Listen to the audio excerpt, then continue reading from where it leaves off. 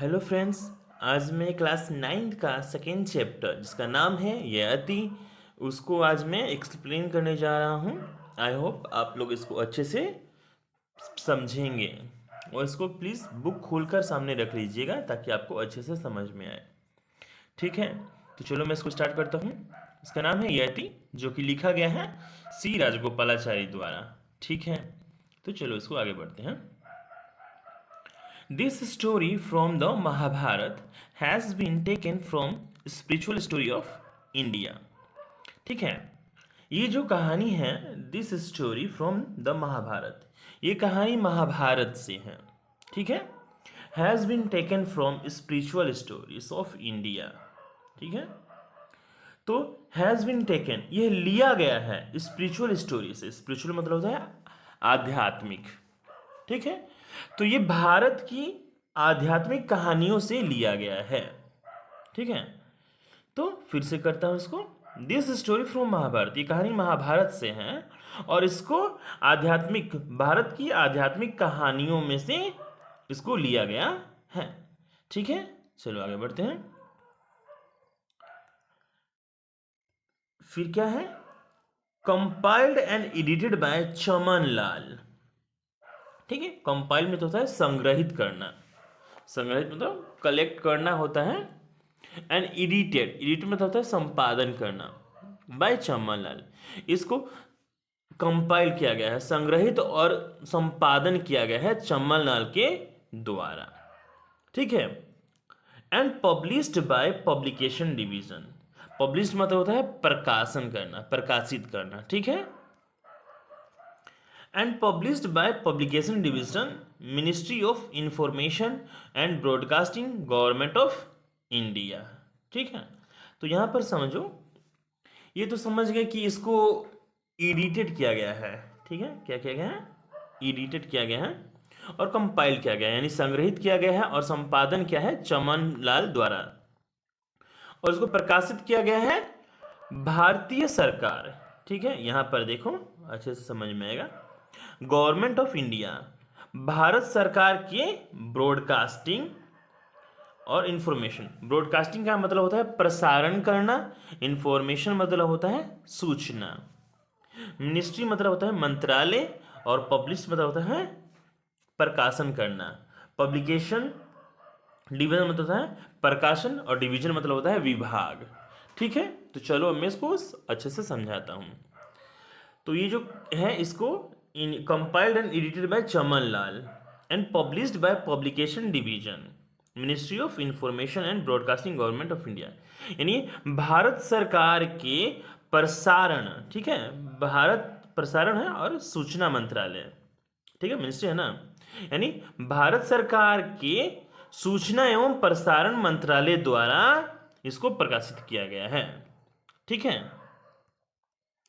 तो यानी यह भारत सरकार के क्या है, सूचना और प्रसारण मंत्रालय द्वारा इसको प्रसारण किया गया है।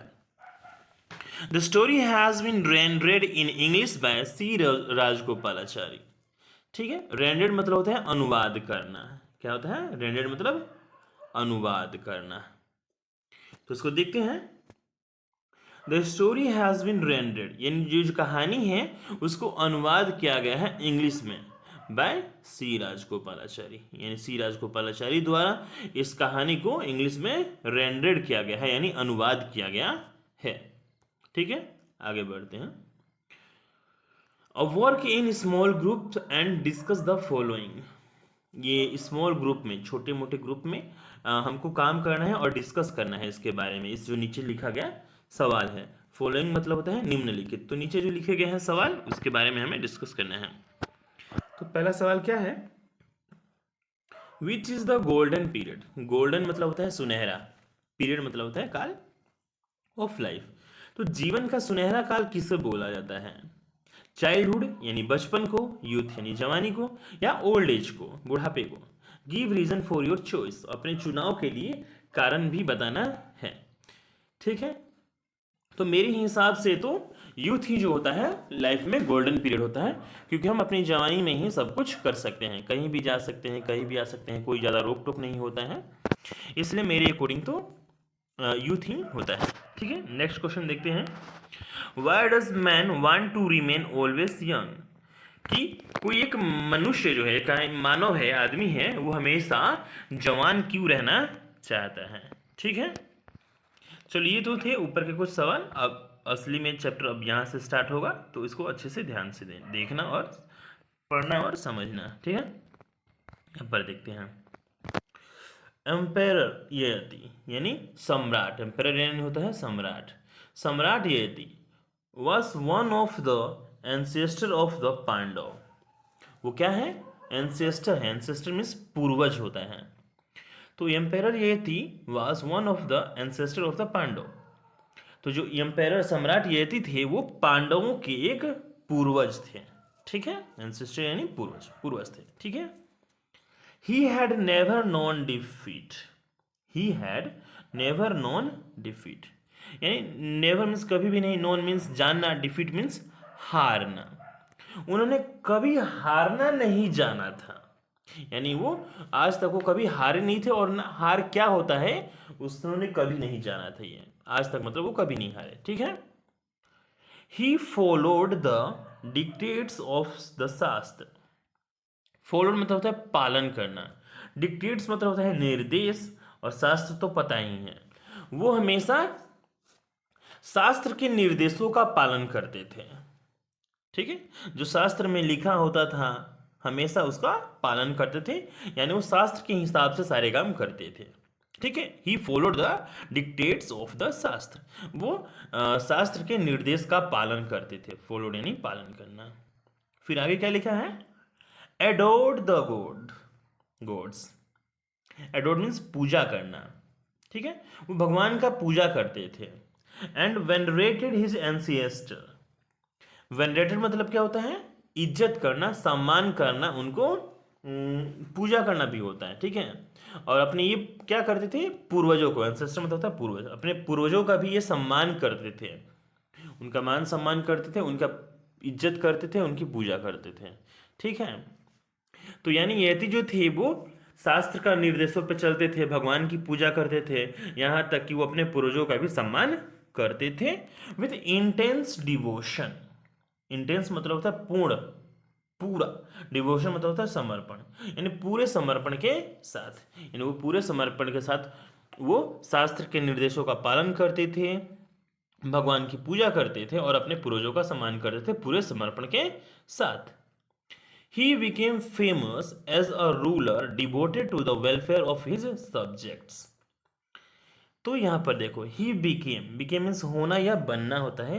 he became यानी वो हो गए थे famous as a ruler, devoted मतलब समर्पित कर देना, खुद को समर्पण करना, वेलफेयर मतलब होता है भलाई, सब्जेक्ट्स यानी होता है प्रजा। तो वो अपने प्रजा के भलाई के लिए उन्होंने खुद को समर्पित कर दिया था, समर्पित करने वाले शासक के रूप में उनको जाना जाता था। ठीक है, ही बिकेम फेमस, वो बड़े ही famous as a ruler devoted. तो वो अपने प्रजा की भलाई है ना, अपने प्रजा की भलाई के लिए खुद को समर्पित करने वाले शासक के रूप में जाने जाते थे। ठीक है, अब आगे देखें। लेकिन एक दिन क्या हुआ? He became prematurely old. ठीक है, सब कुछ तो अच्छा चल रहा था, लेकिन एक दिन क्या हुआ? ही बिकेम, वो हो गए प्रीमेच्योरली। प्रीमेच्योरली मतलब होता है समय से पहले, ओल्ड, लेकिन वो समय से पहले ही ओल्ड हो गए, बूढ़े हो गए। By the became prematurely old by the curse of Shukracharya for having wronged his wife Divyani. अब देखो, ही बिकेम मीन्स हो जाना, प्रीमेच्योरली मतलब होता है समय से पहले, ओल्ड, वो समय से पहले बूढ़े हो गए थे। बाय द कर्स मीन्स होता है श्राप, of Shukracharya for having wronged his Divyani, wife Divyani. ठीक है, तो वो समय से पहले ही बूढ़े हो गए क्योंकि उनको शुक्राचार्य ने श्राप दे दिया था। और श्राप क्यों दिया था? क्योंकि उन्होंने अपनी ही वाइफ के साथ कुछ गलत कर दिया था। और क्या गलत किया था वो मैं बता देता हूँ। जब उनका शादी हुआ था यति का दिव्यानी के साथ, तो दिव्यानी के साथ एक दासी भी आई थी। तो जो यति थे वो उस दासी के ही प्यार में पड़ गए थे, यानी उसी के साथ कुछ प्रेम प्रसंग में पड़ गए थे। तो ऐसा कुछ करते हुए दिव्यानी ने देख लिया था।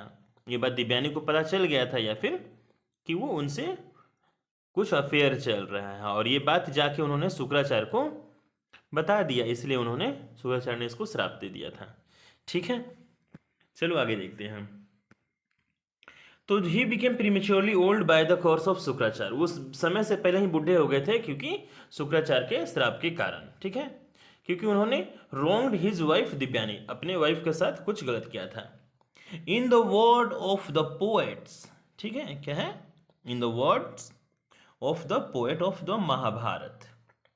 तो महाभारत के कवियों के शब्द में, यानी महाभारत में जो कवि हैं उनके शब्दों में ये कहा गया है, Yati attend that old age, attend means होता है प्राप्त करना, कि यति ने ओल्ड एज प्राप्त कर लिया था, बुढ़ापा प्राप्त कर लिया था, विच डिस्ट्रॉय, डिस्ट्रॉय यानी नष्ट कर देना, ब्यूटी, जो कि ब्यूटी को नष्ट करता है जिसने, एंड ब्रिंग्स ऑन, ब्रिंग्स मतलब लाना, ऑन मिजरीज, तो डिस्ट्रॉय यानी नष्ट करना। तो ये महाभारत के कवियों के द्वारा कहा गया है कि यति ने बुढ़ापा प्राप्त कर लिया था, जिसने कि उस बुढ़ापे ने डिस्ट्रॉय कर दिया था ब्यूटी को, सुंदरता, यानी यति की सुंदरता को डिस्ट्रॉय कर दिया। एंड ब्रिंग्स ऑन मिजरीज, और उनके ऊपर दुख कष्ट, मिजरीज यानी दुख होता है, कष्ट होता है, और के उनके ऊपर दुख और कष्ट आ गया था। ठीक है, आगे देखते हैं। It is needless to describe the misery of vigorous youth suddenly blunted into age. Blunted into age मतलब होता है बुढ़ापा हो जाना। ठीक है, जवानी ढलकर बुढ़ापा हो जाना, उसी को बोलते हैं blunted into age। ठीक है, अब ऊपर देखते हैं। It is needless, needless मतलब होता है जरूरी ना होना, डिस्क्राइब मतलब वर्णन करना। तो it is needless to describe मतलब ये मुझे वर्णन करने की जरूरत नहीं है, the miseries of vigorous youth, vigorous youth मतलब होता है पूरा जोश भरा जवानी, विगोरस यूथ मतलब जोश भरा जवानी। तो ये मुझे कहने की जरूरत नहीं है कि जब जोश भरी जवानी, पूरा जब जिसमें आग उबलता है शरीर के अंदर, मीन्स पूरा जोश भरा रहता है, वैसी जवानी सडनली ब्लाइंडेड इनटू एज, अचानक ही, सडनली मीन्स अचानक ही वो बुढ़ापे में बदल जाती है, तो कैसे कैसे कष्ट आते हैं। ठीक है, कौन से दुख आते हैं, तो जब जवानी ढल कर अचानक बुढ़ापा होता है तो कौन से दुख आते हैं, कौन से कष्ट आते हैं बुढ़ापे में, ये मुझे कहने की जरूरत नहीं है। ठीक है ना, where the horror of loss, यहां पर ध्यान से देखना। ठीक है, बुढ़ापे में क्या होता है, where the horror of loss, जहां खोने का भयानक डर बना रहता है, और एसेंचुएटेड, एसेंचुएटेड मतलब किसी बात को महत्व देना, किसी बात पे बल देना, by pang of recollection, recollection मतलब होता है यादें या फिर पुनः प्राप्त करना। ठीक है, पेंग ऑफ रिकलेक्शन, यहाँ पर यादों की बात हो रही है। तो बुढ़ापा ऐसी चीज है जहाँ पर बहुत सारे कष्ट आ जाते हैं जो कि मुझे वर्णन करने की जरूरत नहीं है। Where the horror of loss are accentuated, जहां पर खोने की भयानक यादों पर बल दिया गया है। ठीक है ना, जहां पर हमारी खोई हुई यादें, जहां पर हमारी जवानी जो खो दी है उनकी यादों पर अधिक महत्व दिया गया है यहाँ पर। ठीक है ना, मतलब ये होता है कि बुढ़ापा जब हम हो जाते हैं, बुढ़ापा तो लोग अक्सर अपनी जवानी को लेकर बहुत ज़्यादा दुखी हो जाते हैं। ठीक है, उनको अपनी जवानी खोने का बड़ा ही भयानक दुख होता है, इसी बात पे यहाँ पर बल दिया गया है। ठीक है,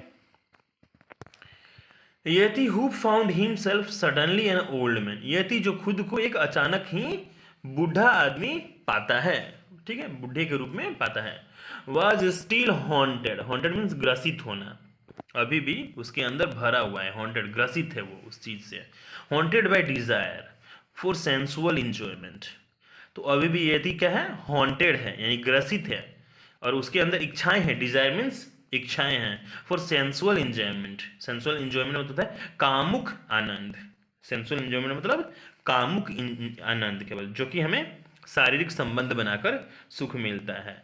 तो इसके अंदर अभी भी वो वासनाएं भरी पड़ी थी, वो भी चाहता था कि मैं बहुत सारी औरतों के पास जाऊं, उनके साथ संबंध बनाऊं, उनके साथ प्यार करूं। ठीक है, ये सारी ही जो इच्छाएं होती हैं इसी को बोलते हैं सेंसुअल एंजॉयमेंट। ठीक है, तो अभी वो ग्रसित था अपनी इच्छाओं से, अभी भी उसके अंदर, बूढ़ा तो हो गया था लेकिन अभी भी उसके अंदर सेंसुअल एंजॉयमेंट की सारी इच्छाएं कूट कूट के भरी हुई थी। He had 5 beautiful sons. ठीक है, उसके पास 5 सुंदर सुंदर बेटे थे। ऑल वर्चुअस, वर्चुअस मतलब होता है गुणी, गुणवान।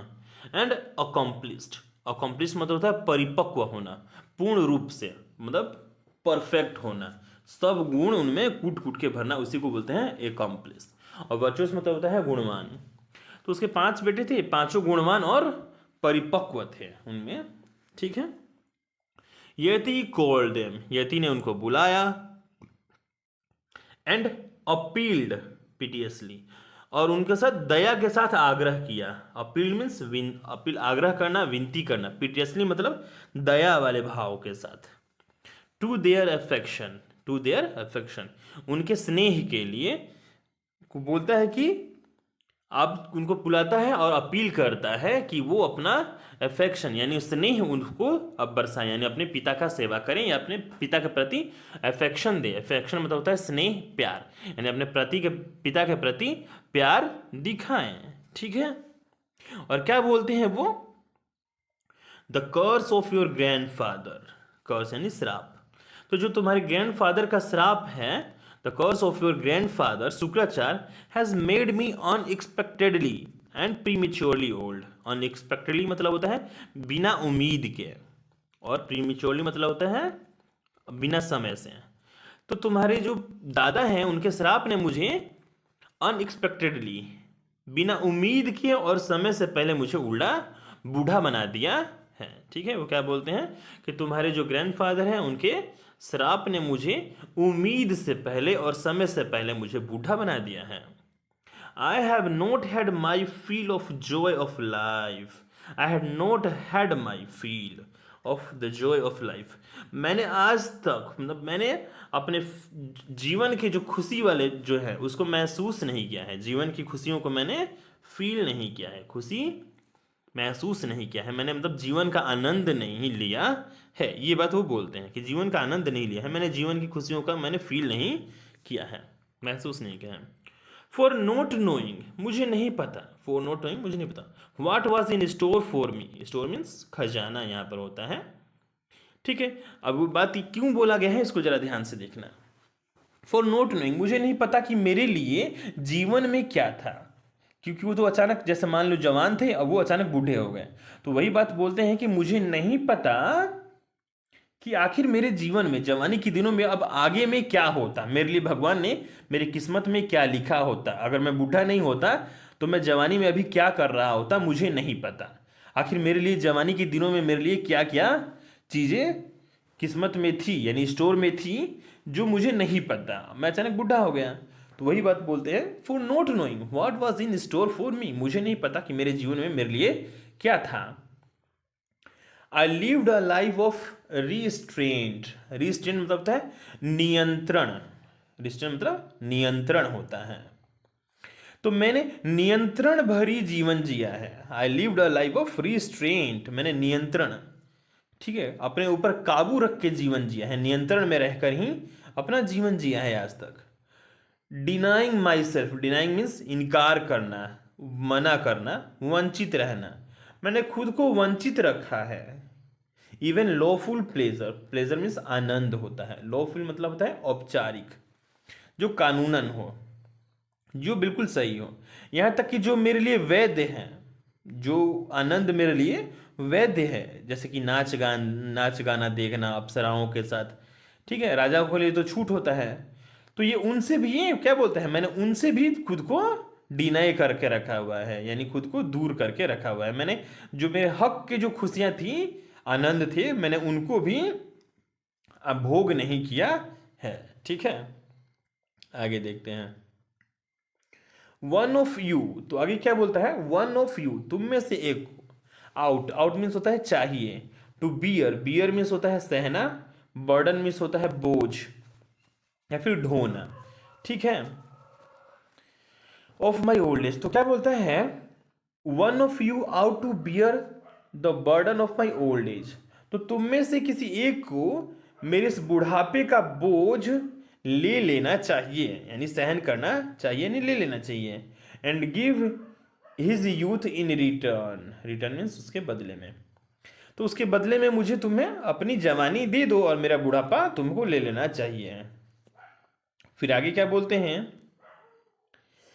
ही who agrees to this and bestows his youth, bestows means होता है देना, प्रदान करना, तो क्या बोलते हैं, ही वह, हु मतलब जो, एग्री वह जो सहमत होगा, टू दिस इस बात के लिए, तो वो जो इस बात के लिए सहमत होगा, and bestows his youth, bestows means देना, हिज यूथ यानी जवानी देगा, जो इस बात के लिए सहमत होगा और अपनी जवानी देगा, ऑन मी यानी मुझको देगा, will be the ruler of my kingdom, वो मेरे साम्राज्य का शासक बनेगा, ठीक है।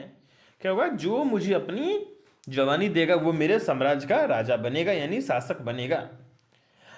आई डिजायर, फिर मैं क्या बोलता है कि आई डिजायर, मेरी इच्छा है, to enjoy life in the full vigorous of youth, मैं चाहता हूं कि अपनी जो मैं अपनी, मेरी इच्छा है कि मैं अपने जीवन को पूरी जवानी के साथ, जवानी के उत्साह आनंद के साथ जीना चाहता हूं, ठीक है। आगे देखते हैं,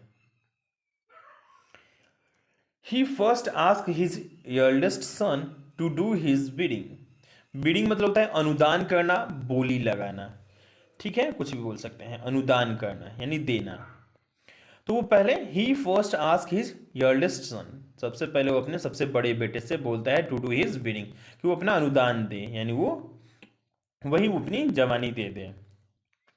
दैट सन रिप्लाइड, तो उसका बेटा जवाब देता है, O great king, women and servant will mock at me, mock means मजाक उड़ाना, तो क्या बोलता है कि जो औरतें हैं और जो नौकर हैं वो लोग मेरा मजाक उड़ाएंगे। If I were to take upon myself your old age, अगर मैं तुम आपका बुढ़ापा अपने ऊपर ले लूं तो नौकर और औरतें मेरा मजाक उड़ाएंगी। I can not do so, मैं ऐसा नहीं कर सकता। Ask of my younger brothers, मेरे छोटे भाइयों से पूछो, who are dearer to you, जो कि आपको प्यारे हैं, देन माई सेल्फ, मेरे से ज्यादा। तो क्या बोलते हैं कि मैं ऐसा नहीं कर सकता, आप मेरे छोटे भाइयों से पूछो जो कि आपको मेरे से वो ज्यादा प्यारे हैं, ठीक है। फिर आगे देखते हैं, when the second son was asked he gently refused, जब second when the second son was asked, जब सेकेंड बेटी से पूछा गया, he gently refused, gently मतलब प्यार से, विनम्रता से, refused मतलब इनकार कर देना, ठीक है। तो उस सेकेंड बेटे ने विनम्रता के साथ रिफ्यूज कर दिया यानी इनकार कर दिया, विद द वर्ड, इन शब्दों के साथ, कौन से शब्दों के साथ, father you ask me to take up old age, पिताजी आप कहते हैं कि मैं आपका बुढ़ापा ले लूं, which destroy not only strength and beauty but also I see wisdom. अब यहां पर ध्यान से देखो, फादर आप कहते हैं कि मैं आपका बुढ़ापा ले लूं, विच डिस्ट्रॉय जो कि नष्ट कर देगा, यहां पर लिखा है ना,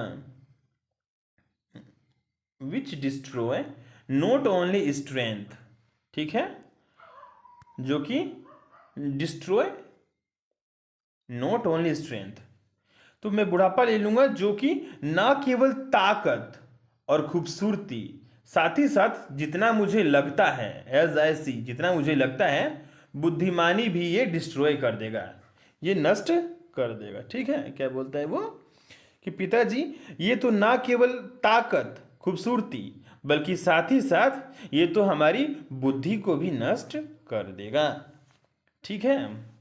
क्या बोला है, फिर से मैं बोल देता हूं, पिताजी आप कहते हैं कि मैं आपका बुढ़ापा ले लूं, जो कि विच डिस्ट्रॉय नॉट ओनली, जो कि नष्ट कर देगा ना केवल ताकत एंड ब्यूटी और खूबसूरती, बट एल्सो साथ ही साथ, as I C, as I सी मतलब जितना मुझे लगता है, विजडम, यानी ये ना केवल ताकत खूबसूरती बल्कि यह बुद्धि को भी नष्ट कर देगा।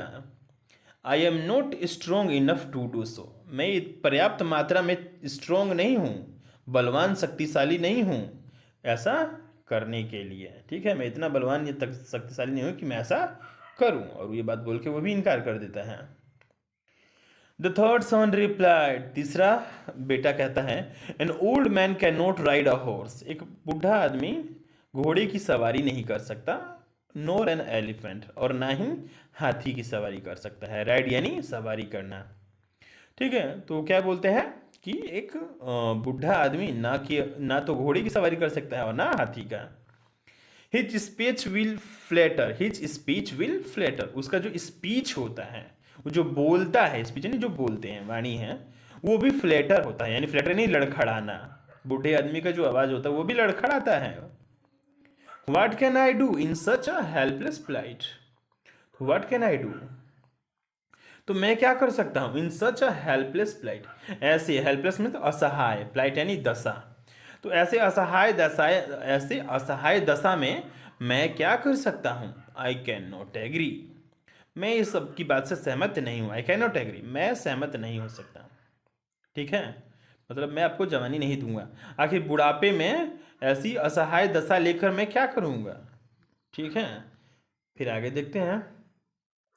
द किंग ग्रीव एंग्री, तो राजा बहुत ज्यादा गुस्सा हो गया। When he saw that his three son had decline, decline means इनकार कर देना, to do as he wished, as he wished मतलब जैसी उसकी इच्छा थी, एज ही जैसी उसकी विस्ड यानी इच्छा थी। ठीक है, द किंग ग्रीव एंग्री, तो राजा बहुत ज्यादा गुस्सा हो गया। व्हेन ही सो, जब उसने देखा, that his three son had decline, decline mean जबकि उसने देखा कि उसके तीन बेटों ने डिक्लाइन कर दिया यानी इनकार कर दिया, टू डू वैसा करने से जैसी उसकी इच्छा थी। ठीक है, जैसे उसकी इच्छा थी वैसा करने से तीन लड़कों ने जब इनकार किया तो क्या हुआ, वो गुस्सा हो गया।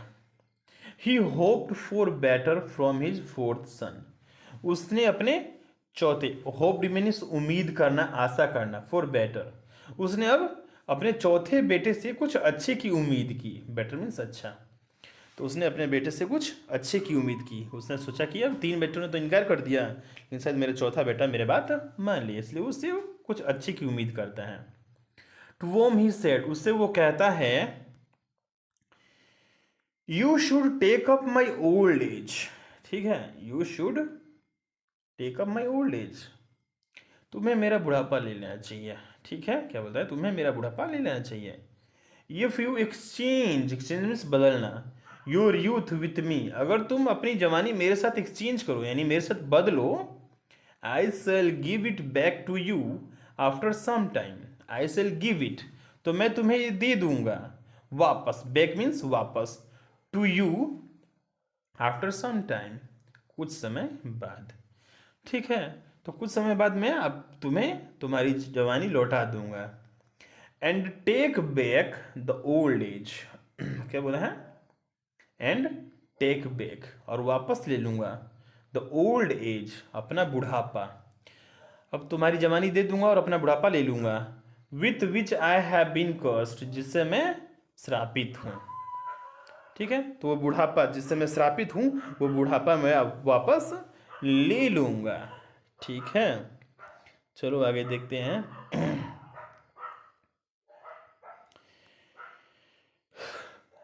द फोर्थ सन बेग्ड, चौथा बेटा, बेग्ड मीन्स गिड़गिड़ाना, to be forgiven, forgiven means माफी मांगना, वो चौथा बेटा गिड़गिड़ा कर माफी मांगता है, फॉरगिवन मीन्स माफी मांगना।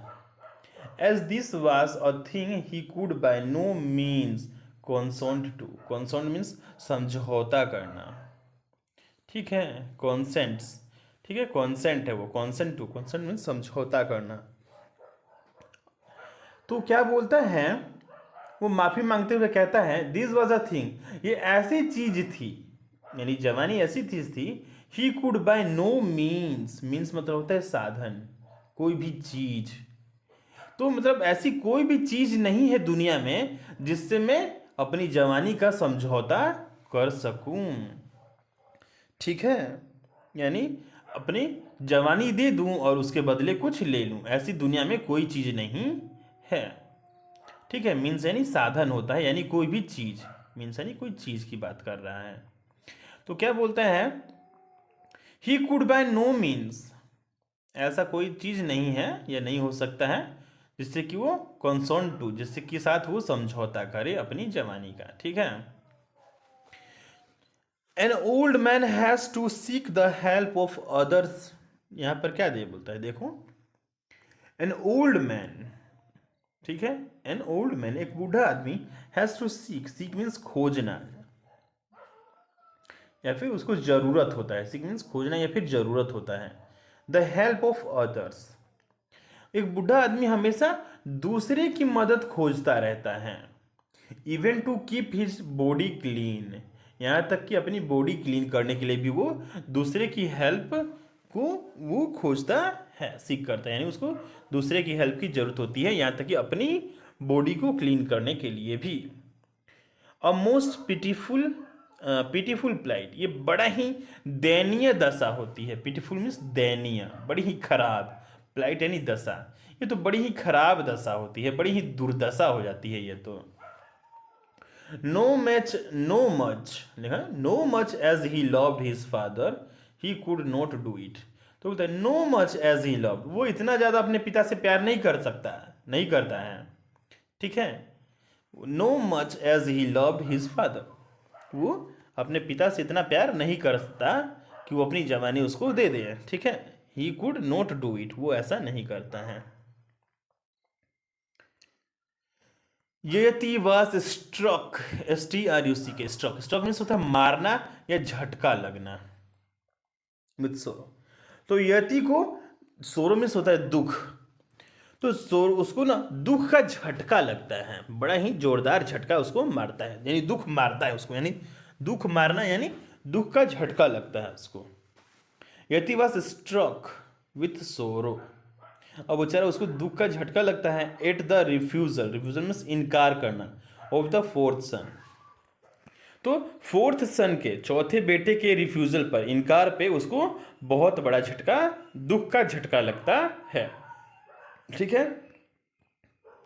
ही पॉज्ड, वो मौन हो गया, पॉज यानी मौन होना, रुक जाना, फॉर सम टाइम, कुछ समय के लिए वो रुक गया, एंड देन सप्लीकेटेड, सप्लीकेटेड मतलब होता है विनती करना, हिज लास्ट सन, अपने अंतिम बेटे से, who had never yet opposed his wishes, जिसने, येट मीन्स अभी तक, जिसने अभी तक अपने पिता की किसी भी इच्छाओं का अपोज यानी विरोध नहीं किया था, ठीक है, अपने वो चौथे बेटे से अपील, सप्लीकेटेड करता है यानी विनती करता है, तो चौथा बेटा आज तक उसने अपने पिता की किसी भी बात का अपोज यानी विरोध नहीं किया था, और क्या बोलता है उससे, यू मस्ट सेव मी, तुम जरूर मुझे बचा सकते हो, I have got this old age with its wrinkles, debility and grey hairs, debility मतलब होता है कमजोरियां, ठीक है, कष्ट, दुख, डिबिलिटी मतलब होता है कमजोरियां, दुख, कष्ट होते हैं, ठीक है, तो क्या बोलते हैं, तुम मुझे बचा सकते हो, I have got this old as, मैंने ये बुढ़ापा पाया है, विथ इट्स रिंकल्स, साथ ही ये रिंकल्स, झाइयाँ, रिंकल्स में झाइयाँ होती हैं, डिबिलिटी कमजोरियाँ, दुख, कष्ट, एंड ग्रे हेयर्स, और मेरी ये भूरे बाल, as a result of course of Shukracharya, ये सारे रिजल्ट है, परिणाम है शुक्राचार्य के श्राप का, ठीक है, ये सारे शुक्राचार्य के श्राप हैं जो मैंने पाया है, ये बुढ़ापा, साथ में ये रिंकल्स, कमजोरियां, डिबिलिटीज और ग्रे हेयर, ठीक है, ये सारे पाए हैं। आई कैन नॉट बियर इट, यहां पर देखो, आई कैन नॉट बियर इट, मैं इसको नहीं सह सकता, बियर मीन्स सहन करना, मैं इसको नहीं सह सकता, if you take upon yourself this infirmities, infirmities मतलब होता है दुख, कष्ट, ठीक है, और ये परेशानियां, ठीक है, कुछ भी बोल दो, इन्फॉर्मेटिव मतलब दुख, कष्ट या परेशानियां, if you take upon yourself this infirmities, अगर तुम ये सारे कष्ट, दुख, परेशानियां अपने ऊपर ले लो, I shall enjoy life for just a while, तो मैं अपने जीवन को, जस्ट अ वाइल मतलब कुछ पलों के लिए, तो मैं अपनी लाइफ को कुछ पलों के लिए और आनंदित, इंजॉय कर सकता हूँ, आनंद ले सकता हूँ, मतलब अगर तुम मेरी सारी परेशानियां ले लो तो मैं अपने जीवन का कुछ और आनंद ले सकता हूँ, while more, and then give you back your youth and resume my old age. और फिर क्या करता है, कुछ पल के लिए अपनी जिंदगी जीऊंगा, एंड देन, और उसके बाद, गिव यू बैक, तुम्हें वापस दे दूंगा, give you back your youth, तुम्हारी जवानी, your youth, and resume, resume मतलब होता है पुनः उसी रूप में आ जाना, माई ओल्ड एज, और मैं फिर से अपना बुढ़ापा रिज्यूम कर लूंगा, वापस ले लूंगा, एंड ऑल इट्स सोरोज, और उसके सारे दुख कष्ट, सोरो मीन्स दुख और कष्ट, ठीक है। वो क्या बोलता है कि मैं अपनी कुछ जवानी जी लूंगा और कुछ समय बाद तुम्हें अपनी, क्या बोलते हैं उसको, फिर तुम्हें तुम्हारी जवानी दे दूंगा और अपना बुढ़ापा ले लूंगा, और साथ में जो उसके साथ मिले दुख कष्ट है वो सब भी मैं ले लूंगा, यहाँ से सोरो है ना, and age and all its sorrow, उसके सारे दुख कष्ट भी ले लूंगा।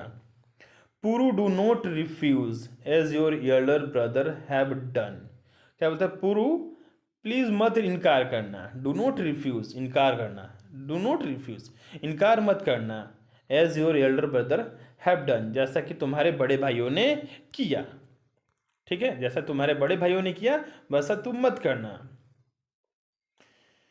फिर क्या है, पुरु द यंगेस्ट सन, पुरु जो था वो सबसे छोटा बेटा था, moved by filial love, filial मतलब होता है पैतृक प्यार, पैतृक मतलब क्या होता है, माता पिता का प्यार, तो माता पिता के यानी पिता के प्यार में वो मूव्ड हो गया, यानी बह गया, यानी पिता के भावना, प्यार के भावनाओं में क्या हुआ, वो बह गया, लव, ठीक है ना, मूव्ड बाय फिलियल लव, ठीक है।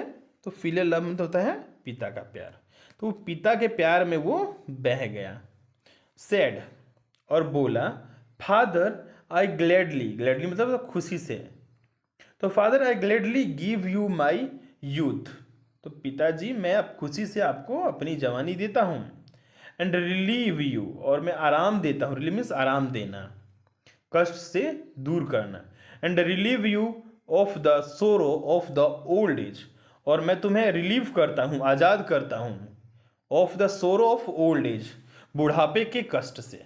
क्या बोलता है वो कि पिताजी मैं खुशी से आपको जवानी देता हूँ, यूथ देता हूँ, एंड रिलीव यू, और मैं आज़ाद करता हूँ, आपको मुक्त करता हूँ, सोरो ऑफ ओल्ड एज, बुढ़ापे के दुख कष्ट से, and the care of state, और अपने राज्य का देखभाल करूँगा, बी हैप्पी, आप खुश रहें, बी हैप्पी, आप खुश रहें। फिर आगे देखते हैं, हेयरिंग, हेयरिंग मतलब सुनकर, hearing this words Yati become a youth, ये जैसे ही वो बात बोलता है तो ये क्या होता है, यति बिकम यूथ, यति जवान हो जाता है, ठीक है। Puru who accepted the old age of his father ruled the kingdom, ठीक है, पुरु जिसने स्वीकार किया था अपने पिता का बुढ़ापा, रूल्ड द किंगडम, साम्राज्य पे शासन करता है, एंड एक्वायर्ड, एक्वायर्ड यानी प्राप्त करना, ग्रेट रिनोन, रिनोन मतलब होता है प्रसिद्धि, और वो बहुत ही ज़्यादा प्रसिद्धि प्राप्त करता है, एक्वायर्ड यानी प्राप्त करना, रिनोन यानी प्रसिद्धि, ठीक है। तो शासन करता है राज्य पे और बहुत ज़्यादा प्रसिद्धि प्राप्त करता है, ठीक है। आगे देखते हैं, Yati enjoyed life for long, Yati enjoyed life for long, उसने इंजॉय किया, लाइफ इंजॉय किया बहुत लंबे समय तक, फॉर लॉन्ग यानी लंबे समय तक यति ने लाइफ को क्या किया, इंजॉय किया, एंड नॉट सेटिस्फाइड, लेकिन वो संतुष्ट नहीं हुआ, वेंट लेटर, फिर वो गया, वेंट मीन्स गया, लेटर मीन्स बाद में, to the garden of Kuber, वो कुबेर जो भगवान है उनके गार्डन में गया, एंड स्पेंट, स्पेंट मीन्स बिताना, मेनी ईयर्स बहुत सारे साल, बहुत साल, विथ है ना अप्सरा मैडन, मैडन मीन्स कुंवारी होती हैं, तो कुंवारी अप्सरा के साथ वहाँ पर उन्होंने कई साल बिताया उस गार्डन में, कुबेर के गार्डन में, ठीक है। After long year spent in vain effort, तो आफ्टर लॉन्ग ईयर्स स्पेंट लिखा है यहाँ पर देखो, आफ्टर लॉन्ग ईयर्स स्पेंट, लंबे साल मतलब बहुत ही लंबे समय खर्च करने के बाद, बहुत ही कई साल खर्च करने के बाद। और किस चीज में खर्च कर दिया? After long year spent in vain. Vain means होता है व्यर्थ, व्यर्थ कर देना। एफर्ट मीन्स प्रयास। टू क्वेंच, क्वेंच मीन्स होता है बुझाना। डिजायर मीन्स होता है इच्छा। बाय इंडगलेंस, इंडगलेंस मतलब होता है अति भोग। इंडल्गेंस है, ठीक है, इंडल्गेंस इसको बोलते हैं, इंडल्गेंस। इंडल्गेंस मतलब होता है अति भोग करना। अति भोग करना मतलब क्या होता है? बार बार ये लड़की नहीं पसंद आई तो चलो उसके साथ शारीरिक संबंध बनाते हैं, ये नहीं आई तो चलो उसके साथ बनाते हैं। ऐसा ही करते करते मतलब वो बहुत ज़्यादा लड़कियों के साथ रिलेशन बनाने के साथ, मतलब वो सोचता है कि इसके साथ ऐसे करूंगा, प्यार से रहूंगा, उसके साथ प्यार करूंगा तो मेरा जो इच्छाएं हैं वो धीरे धीरे खत्म हो जाएंगी। ठीक है, उसी को बोलते हैं इंडगलेंस, अति भोग करना, बहुत ज़्यादा इस्तेमाल कर लेना। तो after long year spent in vain effort, तो वैन, लेकिन बहुत साल उसने ऐसा ही किया और सारा क्या उसका प्रयास क्या हुआ? वैन हुआ, सारा प्रयास उसका व्यर्थ हो गया। To quench desire, quench means बुझाना, डिजायर मीन्स इच्छा। अपने इच्छा की प्यास को मिटाने के लिए, जो इच्छाएं थी उसको मिटाने के लिए उसने अनेकों साल व्यर्थ प्रयास किए। वो भी कैसे व्यर्थ प्रयास किया? बाय इंडल्गेंस, अति भोग कर करके। ठीक है, उसने बहुत ज़्यादा सेक्स किया, या फिर जो भी बोलते हैं ना, सुख संपत्ति, औरतों के पास जा जाके उसने जो भी करते हैं वो सब जानते हैं, तो वो सब किया। लेकिन उसकी जो इच्छाएं हैं वो कभी ख़त्म ही नहीं होती। वो सोचता है कि अब ख़त्म होगी, लेकिन ऐसा ख़त्म होता ही नहीं है। तो ये सारा प्रयास क्या होता है? व्यर्थ हो जाता है। उसकी जो इच्छाएं होती है, डिज़ायर जो होती हैं, वो कभी भी बुझती नहीं हैं। फिर क्या होता है? The truth dawned, dawned means प्रकट होना, सामने आ जाना। तो सच्चाई उसके सामने आ जाती है, ऑन हिम, सच्चाई उनके सामने प्रकट होती है। वो समझ जाता है कि मैं कितनी भी औरतों के साथ कुछ भी करूं, कितना भी इंजॉय करूं, कितना भी आनंद लूं, मेरी जो इच्छाएं हैं वो कभी ख़त्म नहीं होंगी। ये पसंद नहीं आई तो कल वो पसंद आएगी, फिर वो पसंद आएगी, ऐसे ही बढ़ती रहेगी। तो ये सच्चाई उसके सामने आती है, the truth down on him, उसके सामने सच्चाई आती है। तो क्या होता है? रिटर्निंग टू पुरु, वो पुरु के पास वापस आता है। ही सेड, और बोला, dear son, sensual desire is never quenched by indulgence. ठीक है, क्या बोलता है? प्यारे बेटे, सेंसुअल डिजायर, जो कामुक इच्छाएं हैं, इज नेवर क्वेंस्ड, वो कभी नहीं बुझ सकती हैं, कामुक इच्छाएं। ठीक है, बाय इंडल्गेंस, अति भोग से। क्या बोलता है? प्यारे बेटे, जो हमारी कामुक इच्छाएं है ना, वो कभी नहीं क्वेंस्ड हो सकती है, कभी नहीं बुझ सकती है बाय इंडल्गेंस, अति भोग करने से। तो अति भोग करने से हमारी इच्छाएं कभी भी बुझ नहीं सकती हैं। और आगे क्या बोलता है? एनी मोर, लिखा है, any more than fire is pouring, by pouring ghee in it. तो ये उस समान है, एनी मोर, ये उस बराबर है, than fire is, by pouring ghee in it. तो ये उस आग के समान है जिसमें हम घी डालते हैं। ठीक है, जितना ही हम अति भोग करेंगे उतनी ही हमारी इच्छाएं बढ़ती रहेंगी। जैसे घी में आग डालने के, सॉरी, आग में घी डालने के बराबर है। ठीक है, हम सोचेंगे कि घी डाल के मैं आग बुझा दूं, तो ऐसा संभव नहीं है ना, वो और ज़्यादा बढ़ती रहती है। तो ये से वही बात बोलता है, एनी मोर देन, ये सिर्फ any more than fire is by pouring ghee in it, ये आग में घी डालने के बराबर है। ये आग में घी डालने के अलावा और अधिक कुछ नहीं है। ठीक है, ये क्या है? आग में घी डालने से अधिक और कुछ नहीं है। आई हैड हर्ड, मैंने सुना था, हर्ड मीन्स सुना था, एंड रीड दिस, और ये बात मैंने पढ़ा भी था, बट टिल नाउ, लेकिन अब तक, I had not realize it, realize means एहसास करना। मैंने पढ़ा था, सुना था, पढ़ा था, बट स्टिल नाउ, लेकिन टिल नाउ, अब तक, आई हैड नॉट रियलाइज, लेकिन मैंने उसको आज तक महसूस नहीं किया था। ठीक है, फिर आगे क्या बोलता है?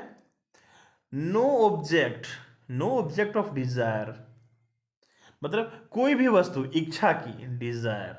कॉर्न, कॉर्न मीन्स होता है भुट्टा, यानी अनाज मान लो। गोल्ड, सोना। केटल, पशु होते हैं मवेशी, एंड वोमेन नथिंग, यानी नो ऑब्जेक्ट ऑफ डिजायर, इच्छा की कोई भी वस्तु नहीं। ठीक है, इच्छा की कोई भी वस्तु नहीं, जैसे कि अनाज हो गया, सोना हो गया, कैटल हो गए, मवेशी हो गए, औरतें हो गई। Nothing can ever satisfy the desire of man, इनमें से कोई भी चीज, यानी जो दुनिया में ऐसी कोई भी चीज नहीं है जो आदमी की इच्छाओं को संतुष्ट कर सके, डिजायर को संतुष्ट कर सके। डिजायर में इच्छाएं। ठीक है, तो क्या बोलता है कि जो दुनिया में ये जो है कोई भी चीज है, जैसे कि कॉर्न हो गया, गोल्ड हो गया, ये कोई भी चीज आदमी की डिजायर, इच्छा को संतुष्ट नहीं कर सकता है। फिर आगे क्या बोलता है, we can reach peace, we can reach मतलब पहुंचना, हम पहुंच सकते हैं पीस यानी शांति तक, यानी हम शांति तक तभी पहुंच सकते हैं ओनली बाय मेंटल पोज। ठीक है, मानसिक, मेंटल मतलब होता है, मेंटल मतलब होता है मानसिक, पोज मीन्स होता है मुद्रा। तो हम मानसिक मुद्रा से ही, मानसिक मुद्रा के द्वारा, ठीक है, हम शांति प्राप्त कर सकते हैं। We can reach peace only by mental poise beyond, beyond means से आगे और परे, से आगे और परे, लाइक्स एंड डिसलाइक्स। तो हम पसंद और नापसंद, लिखा है पसंद और नापसंद से बियॉन्ड, यानी पसंद और नापसंद से ऊपर उठकर ही, और शांति मुद्रा में मतलब मानसिक मुद्रा के माध्यम से ही हम शांति को प्राप्त कर सकते हैं। समझे? फिर से बोलूं तो we can reach peace only by mental poise beyond like and dislike. तो यानी लाइक और अनलाइक, यानी जो पसंद और नापसंद से ही ऊपर उठकर ही और मानसिक मुद्रा के माध्यम से ही हम शांति को प्राप्त कर सकते हैं। Such is the state of ब्राह्मण, और ये जो स्टेट मीन्स होता है अवस्था। ठीक है, क्या होती है? Such is the state of ब्राह्मण, और यही जो अवस्था होती है वो ब्राह्मण की होती है। ठीक है, फिर आगे क्या बोलते हैं, take back your youth and rule the kingdom wisely and well, अपनी जवानी वापस ले लो और साम्राज्य पे शासन करो, वाइसली एंड वेल, अच्छे से और बुद्धिमानी के साथ। वाइसली यानी बुद्धिमानी, वेल मीन्स अच्छा। ठीक है, आगे देखते हैं। With this words Yati took back his old age, इन शब्दों के साथ यति अपना बुढ़ापा वापस ले लेता है।